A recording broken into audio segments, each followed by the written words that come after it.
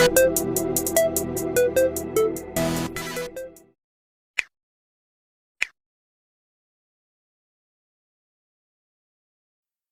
I get into the video, do not forget to like, comment and subscribe.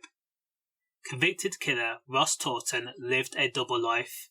On the surface, he was a former railway engineer who now worked as a delivery driver for a cake shop during the pandemic, and he was somewhat of a respected member of the public. But beneath the facade, he was a known drug dealer who grew copious amounts of cannabis at a property in Sheffield. So one day at work, Ross Turton was alerted to a man breaking into the property. In response, Ross Turton confronted the victim, who was also a dad of 3, and what he did was stab the victim, Danny Irons.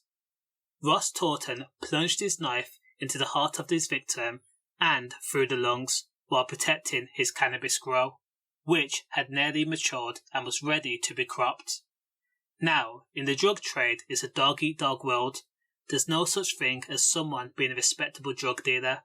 So, when you cultivate a drug farm, it gets the attention of like-minded people. They all swarm like flies.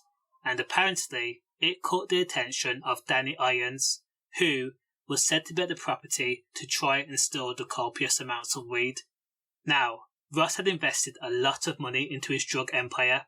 He had installed CCTV and motion sensors that would also ping his phone anytime motion was detected at the property in Sheffield.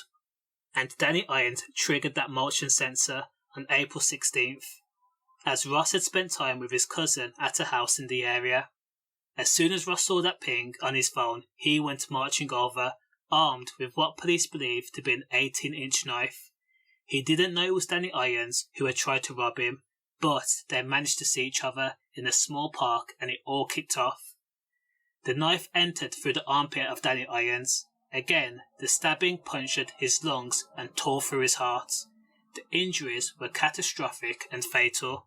Now, the murder weapon has never been recovered, and that's because Ross did everything he could do within his power to distance himself from the crime, which included running away from the scene, throwing away his clothes, and discarding of the murder weapon. Ross was arrested in a matter of days, and he was sentenced to life with a minimum term set of 25 years. The drug life has left a man serving a life sentence and 3 kids forced to grow up without their dad. It's losses all around. Stay safe.